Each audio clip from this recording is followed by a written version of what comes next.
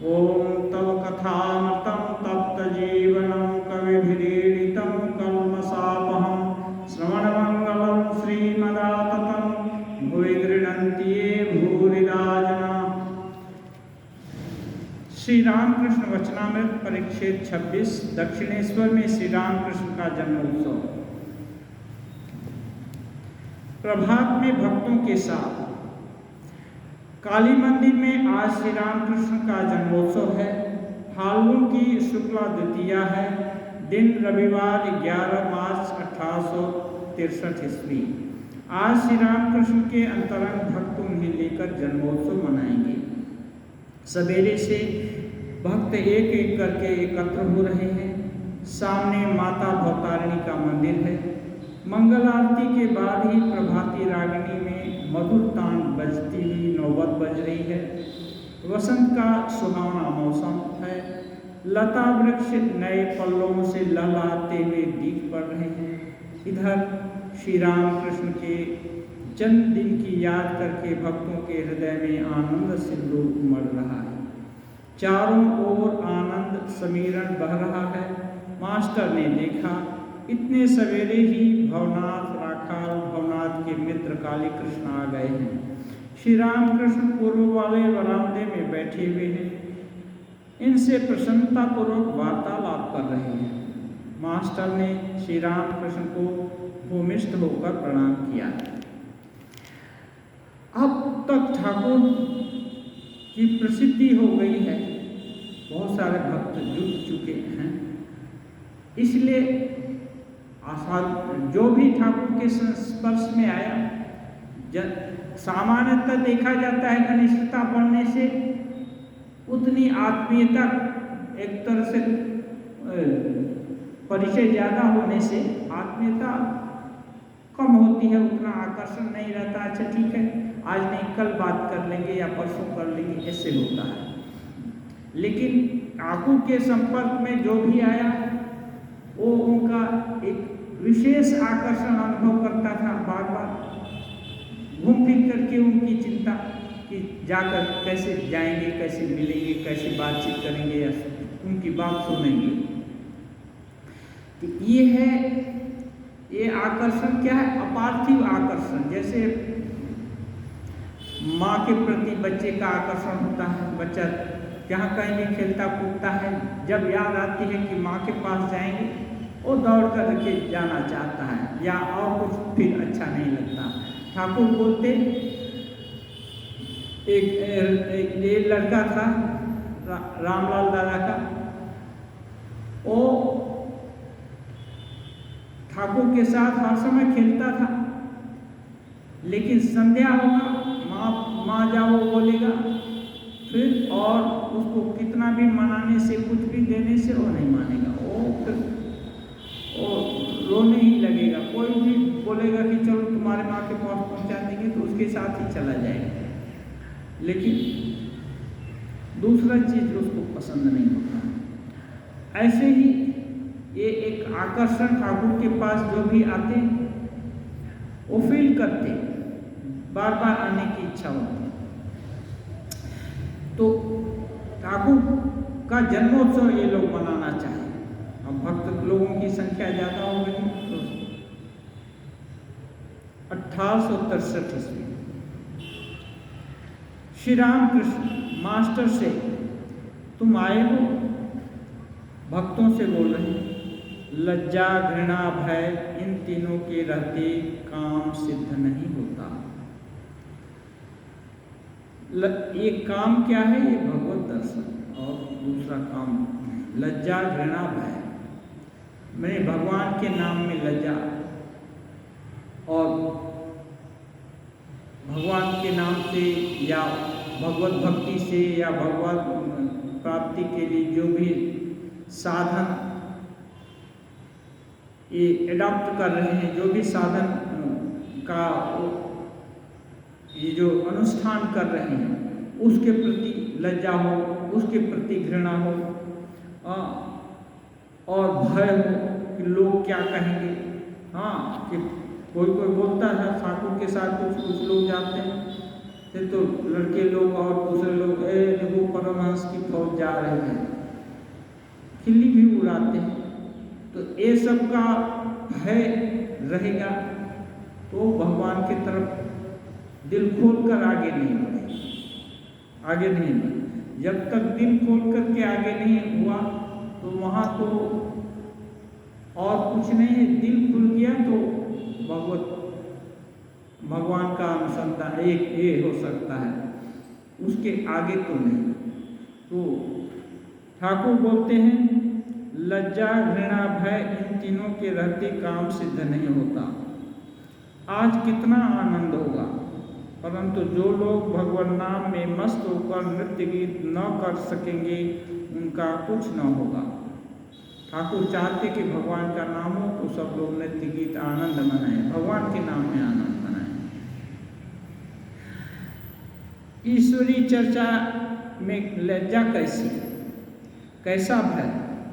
अच्छा अब तुम लोग गाओ, गाने के लिए कहती है, गाना नाचना बजाना सब कुछ भगवान के नाम में आनंद उत्सव मनाना, इसमें लज्जा ठाकुर बोलते हैं इसमें लज्जा नहीं होनी चाहिए।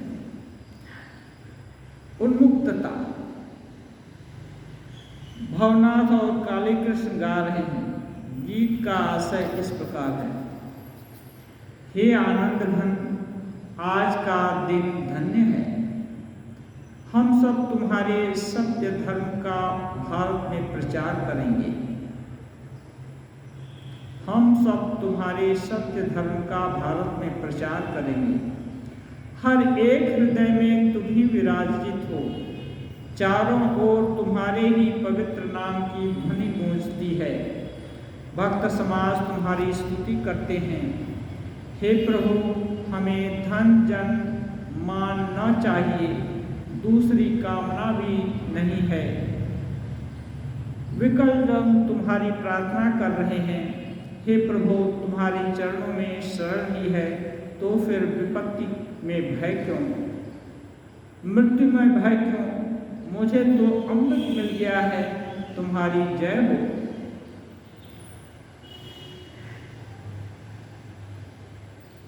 जिसको अमृत मिल गया है उसको तो कोई भय की बात नहीं। और कुछ लोग ऐसे हैं जो अमृत मिलने से केवल खुद खा करके चुप नहीं हो जाते, बांटना भी चाहते हैं और दूसरे को भी आनंद मनाएं। तो ये इसलिए बोलते हैं हम सत्य धर्म का भारत में प्रचार करेंगे, पूरा देश में प्रचार करेंगे। हर एक के हृदय में तुम ही विराजमान हो, चारों ओर तुम्हारे ही पवित्र नाम की ध्वनि गूंजती है।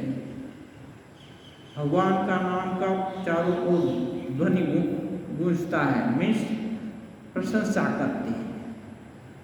जो भी राम बोलिए कृष्ण बोलिए ऋषि लोग जो हुए हैं उनकी कीर्ति आज भी जिंदा है। ये यक्ष महाभारत में आता है, यक्ष प्रश्न करता है इनसे युधिष्ठिर से कि मनुष्य कब तक जिंदा रहता है। तो वो बोलते हैं दिवंग स्पृशति भूमि च शब्द पुण्येन कर्मणा यावत् स शब्दो भवति तावत् पुरुषोच्यते। दिवंग माने स्वर्ग लोक और पृथ्वी माने पृथ्वी अपनी धरती। शब्द पुण्येन कर्मणा, ये जो जिसके पुण्य कर्म का शब्द गुणावली कि ये राजा हरिश्चंद्र जैसे हैं, सत्यवादी राजा हरिश्चंद्र आज भी बोलते हैं क्या तुम सत्यवादी राजा हरिश्चंद्र हो गए, माने उनका ही मिसाल दिया जाता है। सत्य के लिए हर कुछ कुर्बान कर दिए। राजा दशरथ का प्राण चला गया, रघुकुल रीति सदा चली आई, प्राण जाए पर वचन न जाए। माने प्राण भले चला जाए लेकिन वचन नहीं जाएगा। दशरथ जी राम जी को मना नहीं की, बुलाकर बोले नहीं कि चले जाओ। वो ये कैकेयी माता जी बोल दी दशरथ जी के सामने उनको इतनी शक्ति नहीं हुई, लेकिन दशरथ जी मना नहीं किए कि नहीं मत जाओ। क्यों? इससे तो उनकी सत्य की हानि होती। इसलिए सत्य स्वरूप ये भगवान हैं, उनकी जय जयकार। तो ये जब तक एक जय ध्वनि या ये गुणगान चलता रहेगा तब तक वो पुरुष जिंदा है। तो यही बोल रहे हैं भगवान तो अनादि अनंत हैं।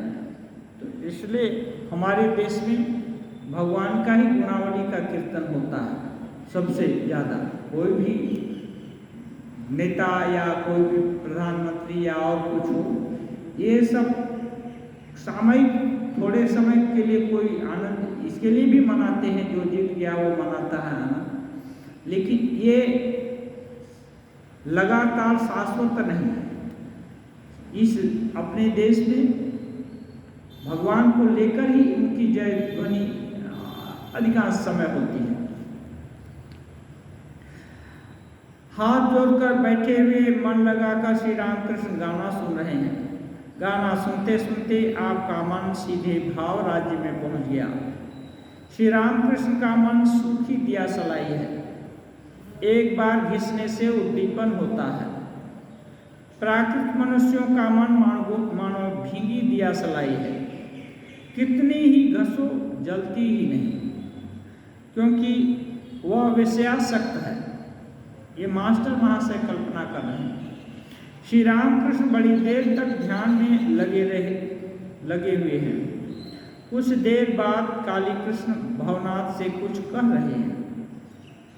काली कृष्ण श्री रामकृष्ण को प्रणाम करके उठे। श्री रामकृष्ण ने विस्मित होकर पूछा, कहाँ जाओगे? भवनाथ, कुछ काम है इसीलिए जा रहे हैं। श्री रामकृष्ण, क्या काम है? भवनाथ, श्रमजीवियों के शिक्षालय में जा रहे हैं। श्री रामकृष्ण बोल रहे हैं, भाग्य में नहीं है। आज हरि नाम कीर्तन में कितना आनंद होता है, देखा नहीं? उसके भाग्य में नहीं था। भाग्य में होने से तो ऐसा उत्सव होगा ना, सब लोग, बहुत सारे भक्त लोग इकट्ठा हो रहे हैं और होंगे तो एकदम उल्लास रहेगा। इसीलिए आज भी घर में पूजा करना तो ठीक ही है, लेकिन जब तिथि पूजा होती है, ऐसा उत्सव होता है, तो घर की पूजा जैसे तैसे निपटा करके पूजा में भाग लेना चाहिए। ठाकुर बोलते हैं, जहाँ की बहुत मस्तक रहेगा, बहुत लोग, वहाँ ईश्वर की उद्दीपना होती है और एक दूसरे को उद्दीपित करते हैं। ऐसा नहीं है कि भीड़ से जो दूसरा आएगा उसी का उद्दीपना होगा, परस्पर उद्दीपन होगा। इसलिए बोलते हैं आज कितना आनंद आएगा, इसके भाग्य में नहीं है। सन्यासियों के कठिन नियम। दिन के 8 बजे या 9 बजे होंगे। श्री रामकृष्ण ने आज गंगा जल में स्नान नहीं किया। शरीर कुछ अस्वस्थ है। घड़ा भर कर पानी बरामदे में लाया गया। भक्त उनको स्नान करा रहे हैं। नहाते हुए श्री रामकृष्ण ने कहा, एक लोटा पानी अलग रख दो। अंत में वही पानी सिर पर डाला गया। आज आप बड़े सावधान हैं, एक लोटे से ज्यादा पानी सिर पर नहीं डाला। स्नान के बाद मधुर कंठ से भगवान का नाम ले रहे हैं। धोया हुआ कपड़ा पहने 1-2 भक्तों के साथ आंगन से होते हुए काली माता के मंदिर की ओर जा रहे हैं। मुख से लगातार नाम उच्चारण कर रहे हैं। चितवन बाहर की ओर नहीं है। अंडे को सेते समय चिड़िया की दृष्टि जिस प्रकार होती है, उसी के सदृश हो रही है। योगी की दृष्टि हर समय इष्ट में लगी रहती है। जा रहे हैं ठाकुर काली मंदिर में, लेकिन बाकी सब चीज दिख नहीं रही है। मानो आँख थोड़ा खुला हुआ है, लेकिन दृष्टि अंदर है। तो इसको ठाकुर एक बार बोले थे, मास्टर ला सकता ऐसी चिड़िया जो अंडा के ऊपर बैठी है, ऐसी चिड़िया का पिक्चर जो अंडा के ऊपर बैठी है, आँख थोड़ी खुली हुई है लेकिन देख नहीं रही है सामने, मन पूरा अंधे पर लगा हुआ है। इसको देख करके योगी के भाव की कल्पना की जा सकती है, माने उसी का ध्यान रह रहा है, चल रहे हैं, जा रहे हैं, एक थोड़ा सा मन का अंश है गमन क्रिया में, लेकिन बाकी पूरा अंश उधर है। तो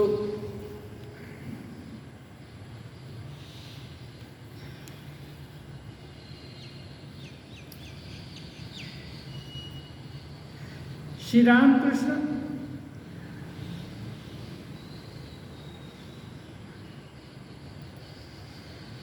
काली माता के मंदिर में जाकर प्रणाम और पूजा किए। पूजा का कोई नियम न था। पुष्प गंध की माला माता के चरणों में देते हुए कभी अपने सिर पर भी पुष्प रखते हैं।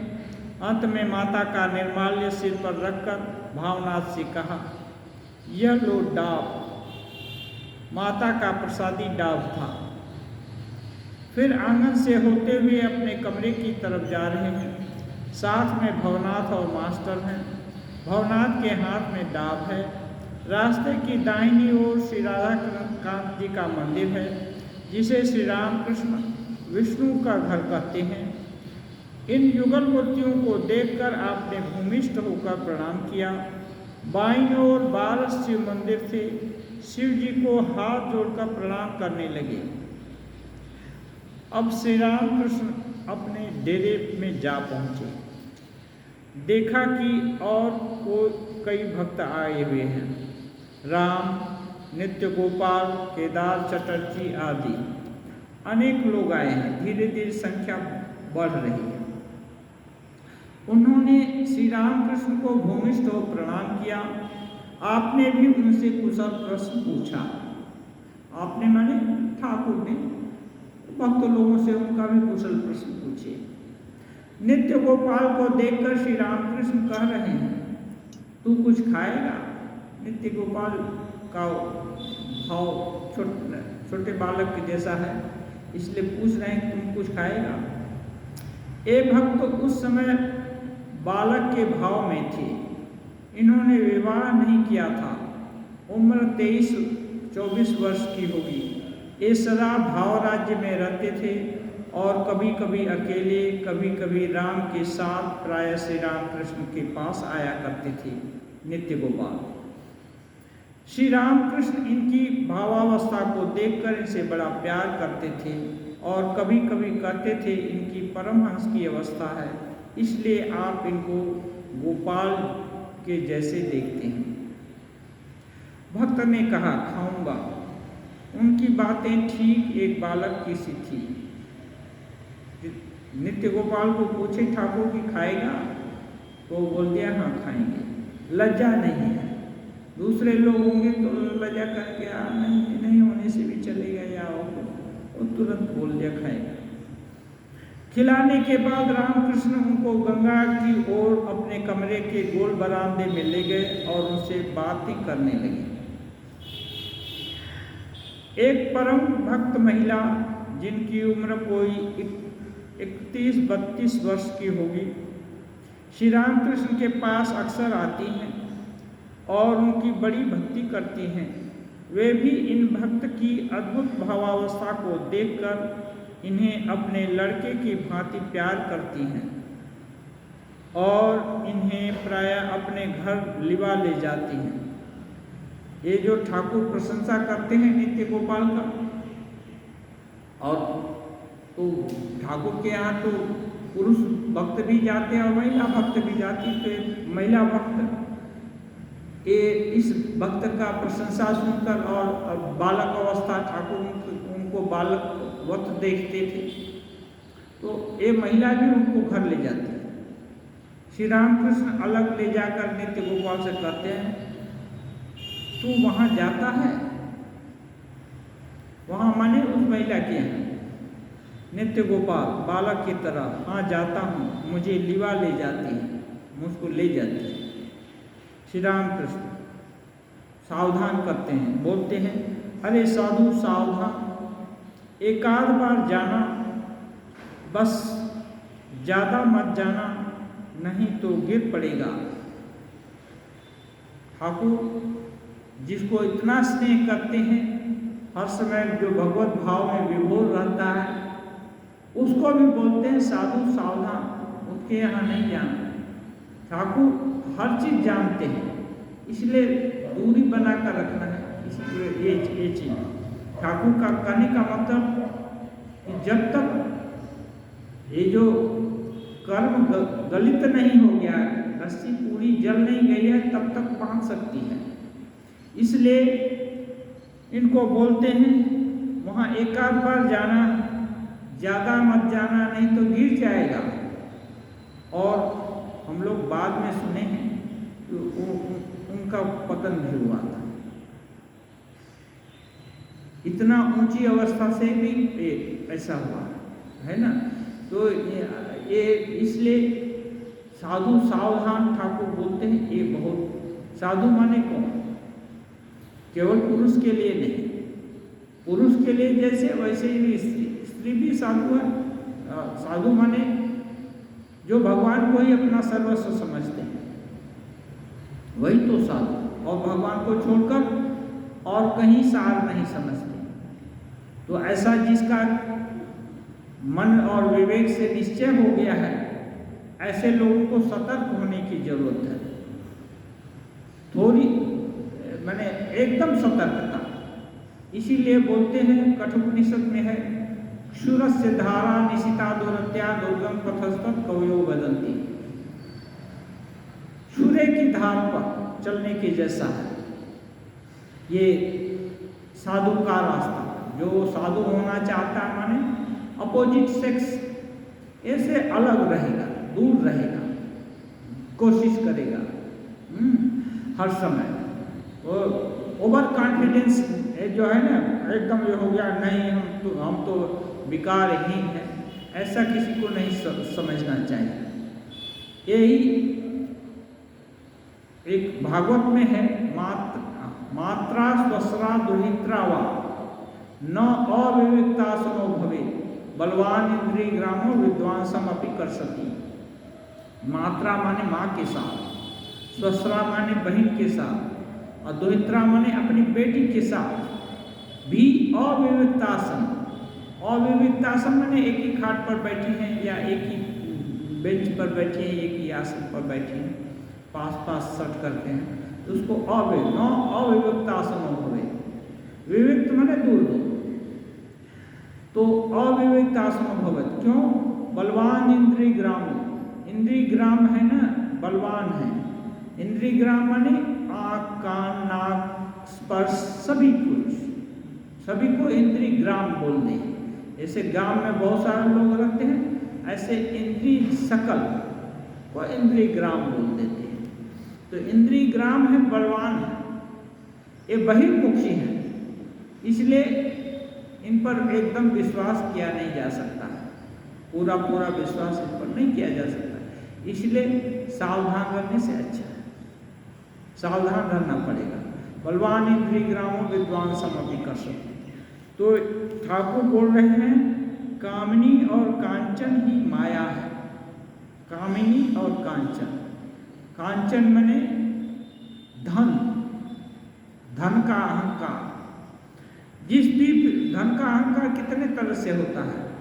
कोई विद्या बुद्धि से वकील लोग हैं ना, कितना धन कमा लेता है एक हियरिंग में।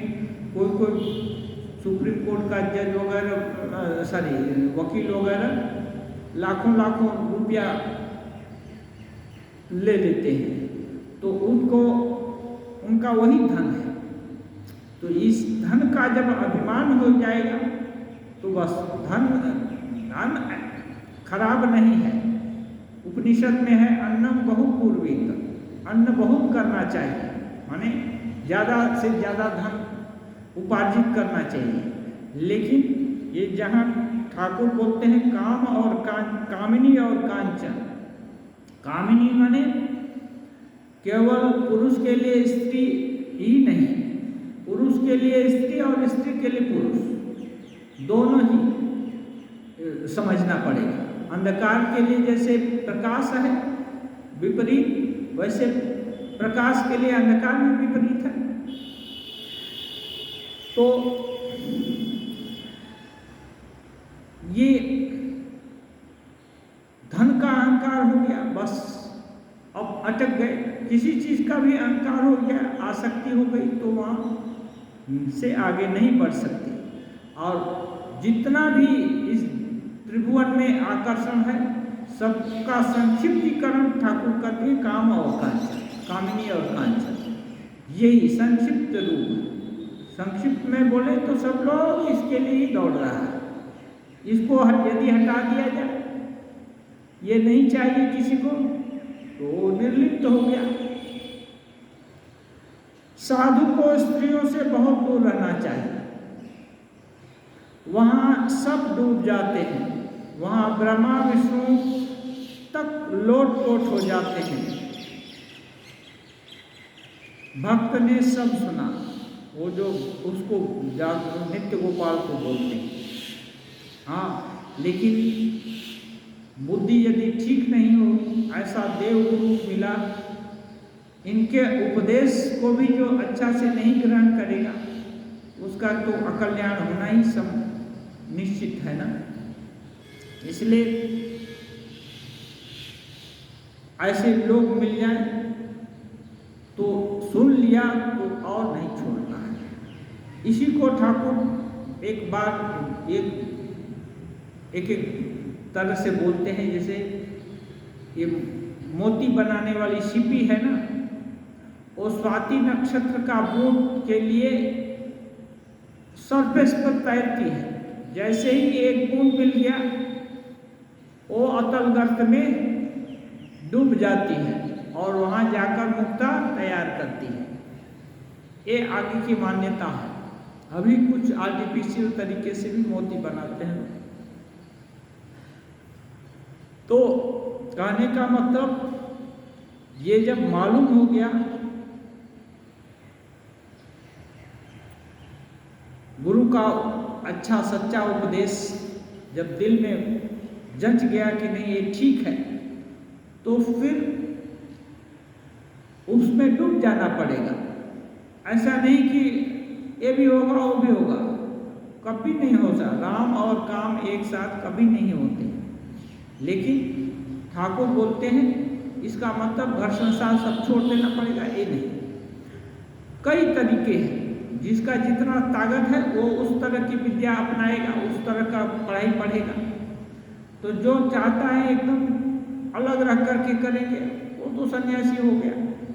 हाँ, कुछ लोग हैं वानप्रस्थ, आगे का था ब्रह्मचर्य गृहस्थ वानप्रस्थ संन्यास, तो वानप्रस्थी हो गया। हाँ, अभी तो वो सब सिस्टम नहीं है। इसलिए जब घर संसार में या जहाँ रह रहा है, जो जिस परिस्थिति में जन्म हुआ है, तो क्या करना होगा? मन से हर चीज को जान लेना पड़ेगा कि नहीं, ये दोनों चीज एक साथ कभी नहीं रुकेगी। इसके लिए मन से प्रयास करना पड़ेगा। इसके लिए ठाकुर बहुत सारा उपाय बताए हैं, और ठाकुर उपनिषद, गीता, भागवत, यहाँ सब भी वही चीज बताया गया है। ठाकुर उसका अपने जीवन में अनुपालन किए हैं और सहज भाषा में बोलते हैं। तो ये ठाकुर उनको सतर्क कर दे रहे हैं कि साधु को स्त्रियों से बहुत दूर रहना चाहिए, माने कल्पना से भी। और वहाँ बोलते हैं वहाँ सब डूब जाते हैं, इसलिए दूरत्व तो बना कर रखना है। मास्टर स्वगत, मास्टर की शादी हुई है तो भाई साधक है, तो अब विचार करना पड़ेगा तो हमारा क्या होगा। इसलिए स्वगत माने अपने आप। क्या आश्चर्य की बात है, इन भक्त की परमहंस अवस्था है। मास्टर मास्टर, क्योंकि ठाकुर बोलते हैं इसकी परमहंस अवस्था है। हाँ, तो इसलिए ठाकुर का मास्टर मास्टर की परमहंस अवस्था है, ये ठाकुर नहीं बोले हैं। इसलिए मास्टर मास्टर चिंता कर रहे हैं, क्या आश्चर्य की बात, इन भक्त की परमहंस अवस्था है। यह तो आप स्वयं ही कहते हैं, आप माने ठाकुर स्वयं ही कहते हैं कि इसकी परमहंस की अवस्था है। इतनी उच्च अवस्था होते हुए भी इतने पतन की आशंका है। हाँ, ये आश्चर्यजनक बात नहीं है। साधारण लोगों के लिए क्या होगा? बोल रहे हैं साधुओं के लिए आपने क्या ही कठिन नियम बना दिए हैं। ये साधु के लिए नियम है। स्त्रियों के साथ अधिक मिलने जुलने से साधु का पतन होने की संभावना रहती है। यह उच्च आदर्श सामने न रहे तो भला जीवों का उद्धार कैसे हो? ये है, ठाकुर बोलते हैं मैं 16 आना करूंगा तो तुम लोग 1 आना करने का कोशिश करेगा। तो इसलिए साधु एकदम निर्जला उपवास कोई करता है, तो कोई थोड़ा सा चलो फलाहार करके या नहीं तो रोज ही रबड़ी खाएगा तो पेट खराब होगा, मसूल रोग होगा, सब कुछ होगा। इसलिए बोलते हैं यह उच्च आदर्श सामने न रहे तो भला जीवों का उद्धार कैसे होगा? तो सन्यासी उच्च आदर्श भी रखना पड़ेगा, कायम करना होगा। वह स्त्री तो भक्त ही है, जिस स्त्री से सावधान करें वो भी भक्तिमती महिला है। फिर भी भाई ये एनालिसिस कर रहे हैं स्वगत, ये मास्टर महाशय। अब समझा, अब वो अपने को बता रहे हैं, निष्कर्ष निकाल रहे हैं। अब समझा चैतन्य देव ने छोटे हरिदास को इतनी कठोर सजा क्यों दी थी। चैतन्य देव एक बार हरिदास उनके बहुत अनन्य भक्त थे, किसी महिला के यहाँ कुछ ये ले लिए थे, भिक्षा ले लिए थे या उनके घर गए थे, एक एग्जैक्ट ठीक याद नहीं है, पढ़े हैं, लेकिन भिक्षा लेने के कारण उसका हरिदास का परित्याग कर दिया। हाँ, इसमें क्या है, हरिदास ने एक भक्त विधवा महिला से वार्तालाप किया था। हाँ, परंतु हरिदास सन्यासी थे, इसलिए महाप्रभु ने उन्हें त्याग दिया था। ये सोचिए, वार्तालाप किया होगा, भिक्षा किया होगा, इतने से ही चैतन्य महाप्रभु उनका परित्याग कर दिया। क्यों? क्योंकि ये सन्यासी थे। एकांत में बात करने का मतलब एकांत में किया होगा। हजारों लोग हैं, कोई किसी से पूछ दिया कि इधर का रास्ता कहाँ है तो बता दिया, तो कौन सा बात होता है? ऐसा नहीं। ये कुछ दोष देखे हैं चैतन्य महाप्रभु, साधारण लोग नहीं थे। आचंडाल को कोल देते हैं, ये उनको गले लगाते हैं, और ऐसे आदमी इनको कितना कठोर सजा दे रहे हैं। इसलिए मास्टर महाशय सोच रहे हैं, इसलिए महाप्रभु ने उन्हें त्याग दिया। कितनी कठोर सजा दी, सन्यासी के लिए कितना कठिन नियम है। फिर इन भक्त का आप पर कितना प्रेम है, आगे चलकर कोई विपत्ति न आ पड़े, इसलिए पहले से ही इन्हें सचेत कर रहे हैं। भक्तगण निःशब्द होकर साधु सावधान यह गंभीर वाणी सुन रहे हैं। ये ठाकुर छिपा करके एक जन को नहीं बोल रहे, सबके सामने बोल रहे हैं, उसको लक्ष्य करके।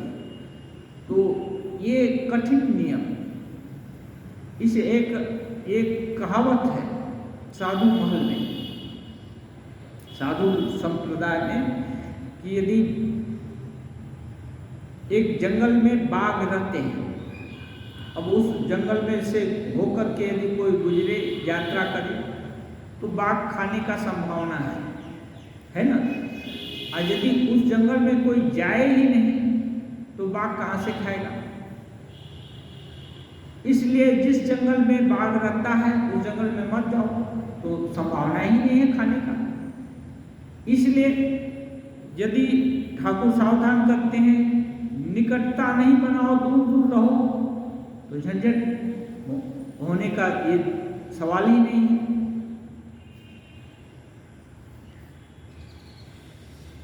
साकार निराकार श्री रामकृष्ण की राम नाम में समाधि।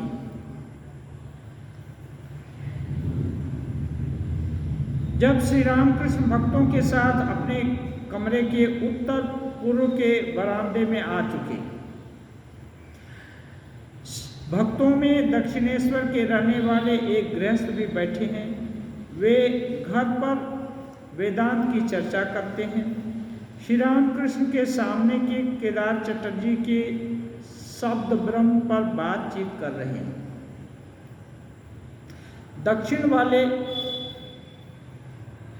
दक्षिणेश्वर वाले एक अनाहत शब्द सदैव अपने भीतर और बाहर हो रहा है।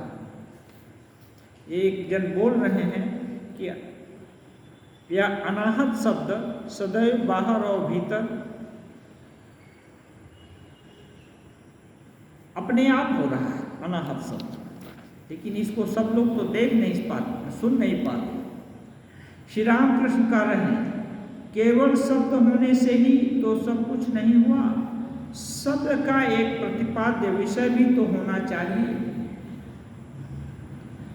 तुम्हारे नाम से ही मुझे थोड़े ही आनंद होता है, बिना तुमको देखे 16 आने आनंद नहीं होता। अब एक जन बोल रहे हैं कि अनाहत नाद हर समय हो रहा है, लेकिन ठाकुर बोल रहे हैं अनाहत नाद माने एक शब्द, और वो नाद को कोई सुन लिया तो उससे सुनने का नहीं, सभी समय तो कुछ ना कुछ शब्द हो रहा है। आहत नाद हम लोग हर समय सुन रहे हैं, लेकिन अनाहत नाद बिना शब्द में नेचुरल जो हो रहा है ध्वनि, उसको बोलते हैं प्रकृति में। तो ठाकुर उसको और उसका लाभ तभी मिलेगा जबकि वो अनाहत नाद पर ब्रह्म से आया हुआ है, शब्द ब्रह्म से आया हुआ है, ये कल्पना की जाए। केवल एक नाद हो रहा है, कोई पुकार रहा है, कौन पुकार रहा है ये नहीं मालूम है, तो क्यों कोई साड़ा देगा। कोई पटाखा फूटे तो कोई क्यों उधर, ये लोग सोच रहे हैं पटाखा फोड़ रहे हैं लोग, कोई क्यों उधर जाएगा। लेकिन कोई पुकार कर बुलाए किसी का नाम लेकर, तो जिसका नाम लेगा वो उस उधर जाने के लिए उद्यत होगा। इसलिए बोल रहे हैं कि केवल शब्द से क्या होगा, उसका प्रतिपाद्य विषय होना चाहिए। हाँ, प्रतिपाद्य विषय यही है, समझना होगा कि ब्रह्म या भगवान प्रतिपाद्य विषय है, उनसे ही ये नाद आ रहा है, या उन्हीं की ये पुकार है कि अपने पास आ जाओ। सर्व धर्मान परित्यज्य मामेकं शरणं व्रज, सब कुछ छोड़कर मेरे पास आ जाओ। हाँ, एक कोई शब्द होता था, कोई चिड़िया जंगल में बात, तो कोई बोलता है, ये मुसलमान बोलते हैं, ये बोलती है सुभान तेरी कुदरत। हाँ, और दूसरा कोई हिंदू है वो बोलता है नहीं, ये बोलती है ये क्या राम लक्ष्मण दशरथ है ना। अभी वो क्या बोल रहे हैं मालूम नहीं, तो अपने भाव के अनुसार लोग उसका अर्थ निकाल लेते हैं। इसलिए जो कोई भी शब्द हो रहा है केवल शब्द मात्र होने से तो नहीं होगा, शब्द का अर्थ निकले और वो अर्थ जो सुनने वाला है उसको लक्ष्य की तरफ आगे बढ़ाए, तब तो होगा। निरर्थक शब्द हो सुनाई दे रहे हैं या हो रहे हैं तो उससे कोई फर्क तो पड़ने वाला नहीं। यही ठाकुर इंगित करना चाहते हैं, तुम्हारे नाम से ही मुझे थोड़े आनंद होगा, बिना तुमको देखे सोलह आने आनंद नहीं होता। केवल नाम, एक ही नाम का तो बहुत व्यक्ति हो सकता है, इसलिए नामी के साथ बहुत सारा नामी का गुण ये है कि अपना लड़का, अच्छा उसका बहुत सारा गुण, और उसके साथ बहुत सारा निकटता की भावना, ये सब प्रेम इससे प्रेम उमड़ पड़ता है। नहीं तो प्रेम कैसे होगा? केवल नाम मात्र से। एक ही नाम का तो बहुत लड़का हो सकता है, बहुत चीज हो सकता है। तो दक्षिणेश्वर के जो एक सज्जन है वो पूछ रहे हैं, वह शब्द ही ब्रह्म है, अनाहत शब्द वो कह रहे हैं। श्री राम कृष्ण केदार से, आहा समझे तुम? केदार से बोल रहे हैं, समझे तुम? इनका ऋषियों का सा मत है, बहुत तरह का मत है। अनाहत ब्रह्म, ऋषि लोग उसका ध्यान करते हैं और उससे उनको समाधि होती है। ऋषियों ने श्री रामचंद्र से कहा, राम हम जानते हैं कि तुम दशरथ के पुत्र हो। भरद्वाज आदि ऋषि भले ही तुम्हें अवतार जानकर पूजें, पर हम तो अखंड सच्चिदानंद को ही चाहते हैं। कुछ ऋषि लोग, राम जब वन में गए तो सभी ऋषि लोग उनको भगवान का अवतार नहीं मानते, और ये कुछ ऋषि बोल भी रहे हैं कि राम तुमको कुछ लोग अवतार मानते हैं, ये भी हम सुने हैं, लेकिन हम तो अखंड सच्चिदानंद को ही भजते हैं। माने इस सदैव रूप को हम नहीं भजते, हम वो विदेह रूप तुम्हारा जो है सच्चिदानंद, उसी की भजना करते हैं। यह सुनकर राम हंसते हुए चल दिए। क्या कहेंगे, जिसका भाव उसको वैसा लाभ, इसलिए राम उनका ये नहीं बोले कि वो ठीक नहीं है, वो हंसते हुए मुस्कुरा कर चल दिए, क्योंकि जिसका जैसा भाव उसको वैसा लाभ, ठीक है भजना करो। सामने मिला हुआ चीज नहीं चाहते, और जो बाद में मिलेगा उसको चाहते, तो क्या करना है? जिसकी जैसी आस्था है उसको तो उसी पर टिके रहना पड़ेगा, उसका भाव नष्ट नहीं करते। इसलिए राम जी हंसते हुए चल दिए। केदार, ऋषियों ने राम को अवतार नहीं जाना तो वे ना समझ थे। वो भाव व्यक्त कर रहे हैं, ऋषियों ने राम को अवतार नहीं जाना तो क्या वो ना समझ थे? श्री रामकृष्ण गंभीर भाव से, तुम ऐसा मत कहना।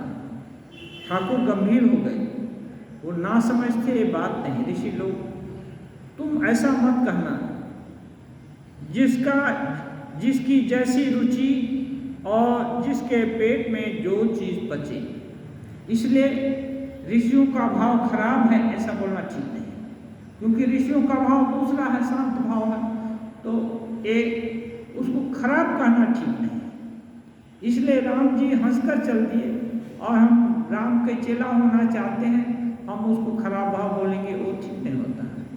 तो ठाकुर इस विषय में सावधान कर देते हैं, क्योंकि ये जो है मतांतर का झगड़ा यदि चलता रहे तो श्रेष्ठ चीज के भगवत वस्तु की तरफ नहीं जा सकते, आगे नहीं बढ़ सकते, छोटे कैलकुलेशन में ही, छोटे जोड़ घटाव में ही लगे रह जाएंगे, आगे का समय नहीं मिलेगा।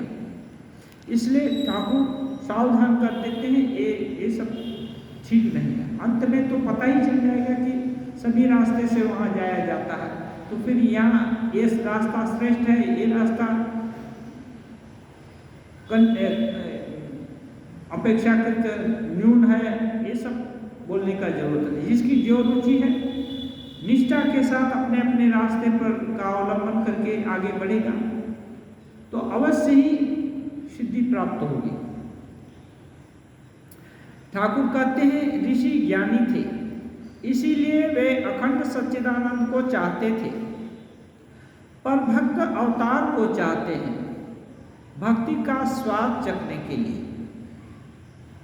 रुचि भेद है ना। ईश्वर के दर्शन से मन का अंधकार हट जाता है। पुराणों में लिखा है कि जब श्री रामचंद्र सभा में पधारे तब वहां मानो 100 सूर्यों का उदय हो गया। सभा में राम जी पधारे तो 100 सूर्यों का उदय हो गया। 100 सूर्य, एक सूर्य आ जाए तभी लोग जल करके भस्म हो जाएंगे। गीता में ये इसी को बोले हैं, दिवी सूर्य सहस्रस्य भवे व्युपस्थिता यदि भा सदृशी सास्या भासस्तस्य महात्मना। जब अर्जुन को भगवान ये दिखाए विराट रूप, दिवी सूर्य सहस्रस्य, यानी दिवी माने आकाश में सहस्र सूर्य यदि एक साथ चमक जाए तो जैसा तेज होगा वैसा तेज अर्जुन अनुभव किए, इसलिए तो कांपने भी लगे, इतना तेज है। तो तेज का मतलब वो तेज भगवान का तेज जलाने वाला नहीं होगा। तेज का मतलब प्रकाश, प्रकाश का मतलब प्रकाश में सब चीज दिखाई देती है। ऐसे ही इतनी गंभीर दृष्टि खुल जाती है। अभी जब सब चीज दिखाई देने लगेगा तो भगवत तत्व दिखाई देने लगेगा, तो उसका प्रवेश, बुद्धि का प्रवेश जो है ना, दिव्यम दराम के चक्षु, ये आंख का जो यह देखने की क्षमता है ना, हजारों लाखों योजन तक चली जाएगी। योजन का मतलब वो कहाँ तक, जहाँ तक वो दिव्य चक्षु है ना, उसका प्रवेश अबाधित हो जाएगा। तो अब उसमें देख रहे हैं, कहीं आदि अंत नहीं पा रहे हैं। जितना भी देखते हैं दृष्टि संकुचित नहीं होती है, लेकिन आदि अंत पा नहीं रहे हैं। तो ये है इसलिए ये जो भाव है ना, भाव नष्ट नहीं करना चाहिए। किसी भी भाव से भगवान की तरफ जाया जा सकता है। इसलिए ठाकुर कहते हैं, ये जो है ना, राम जी आए तो हजारों सूर्य मानो चमक गया। हजारों सूर्य चमक गया माने क्या? जो भी संशय या अज्ञान रहता है वो सब छट गया। हाँ, मैंने सभी को लगा कि नहीं, उनके नेत्र है ना खुल रहे हैं। तो जब नेत्र खुल जाएंगे तो बहुत कुछ दिखाई देगा। इसलिए तो ये बोलते हैं, तो प्रश्न उठता है कि सभा में बैठे हुए लोग जल क्यों नहीं गए? यही चीज ठाकुर बोल रहे हैं, जल क्यों नहीं गए? इसका मतलब यह है कि उनकी ज्योति जड़ ज्योति नहीं है। सभा में बैठे हुए सब लोगों के हृदय कमल खिल उठे। राम के आने से सबका हृदय कमल खिल उठा। ठाकुर बोल रहे हैं, सूर्य के निकलने से जैसे कमल खिल जाते हैं। कमल खिल जाता है ना, कमल आनंद का प्रभाव का प्रतीक है। ऐसे ही सबके हृदय कमल खुल गए तो आनंद का स्रोत भीतर में दिखाई देने लगा। बाहर के सूर्य से उद्दीपना हुई तो जो भीतर के नेत्र हैं, अंतःकरण के नेत्र खुल गए। तो इसका मतलब ये है, जल नहीं गए। भगवान के का प्रकाश ऐसा पार्थिव प्रकाश नहीं, ये सूर्य है पार्थिव है, इससे ताप होता है, इससे जलन भी होती है, दिखाई भी पड़ता है। लेकिन भगवत दर्शन से, उनके प्रकाश से स्निग्धता होती है, अज्ञान दूर हो जाता है, संशय दूर हो जाता है, जितने शोक ताप हैं वो सब दूर हो जाते हैं। श्री रामकृष्ण खड़े होकर भक्तों से यह कह ही रहे थे कि एकाएक उनका मन बाहरी जगत को छोड़ भीतर की ओर मुड़ गया। हृदय कमल खिल उठे। ठाकुर बोले हृदय कमल खिल उठे सबका राम जी के आने से। ऐसा तो कहते ही आप समाधि मग्न हो गए। श्री रामकृष्ण उसी अवस्था में खड़े हैं। क्या भगवान के दर्शन कर आपका हृदय कमल खिल उठा? एक मास्टर महाशय कल्पना कर रहे हैं। बाहरी जगत का कुछ भी आपको ज्ञात नहीं। मूर्ति की तरह आप खड़े हैं। मुंह उज्जवल और सहास्य है। भक्तों में से कुछ खड़े और कुछ बैठे हैं। सभी निर्वाक होकर टकटकी लगाए प्रेम राज्य की इस अनोखी छवि को, इस अद्भुत समाधि दृश्य को देख रहे हैं। ठाकुर को जब उद्दीपना होती है तो अपना स्वरूप तुरंत दिखाई दे पड़ता है, और फिर जब वहाँ दिखाई देगा तो ये सब इस जगत का क्रिया बंद हो जाता है। तो अब बंद हो जा रहा है तो उसी की कल्पना कर रहे हैं कि ठाकुर खड़े ही खड़े समाधि में मग्न हो गए और सब लोग देख रहे हैं कि अभी तक इतनी से बात कर रहे थे, अभी स्पंदन ही। बड़ी देर बाद समाधि टूटी। श्री रामकृष्ण लंबी सांस छोड़कर बारंबार राम नाम उच्चारण कर रहे हैं। नाम के प्रत्येक वर्ण से मानो अमृत टपक रहा है। श्री रामकृष्ण बैठे। भक्त भी चारों तरफ बैठकर उनको एकटक देख रहे हैं। ठाकुर को देख रहे हैं। ये प्रत्यक्ष दर्शन है ठाकुर का। राम जो कहते हैं, हम लोग भी और लोग भी राम बोलते हैं, लेकिन वो एक शब्द मात्र बोलते हैं। ठाकुर जो राम बोल रहे हैं वो राम को का साक्षात कर रहे हैं बाहर और भीतर। इसलिए उस शब्द में आकर्षणी शक्ति है और वो भीतर दिल को छू जा रहे हैं, क्योंकि राम सबके ही दिल के अपने हैं। तो दिल को छू जाने से तो अच्छी लगेगी कोई चीज। इसलिए सब लोग उनको देख रहे हैं। श्री रामकृष्ण भक्त लोग से कहते हैं, जब अवतार आते हैं तो साधारण लोग उनको नहीं जान सकते। वे छिप कर आते हैं। दो चार ही अंतरंग भक्त उनको जान सकते हैं। राम पूर्ण ब्रह्म थे, पूर्ण अवतार थे। यह बात केवल 12 ऋषियों को ही मालूम थी। अन्य ऋषियों ने कहा था, राम हम तुमको दशरथ का बेटा ही समझते हैं।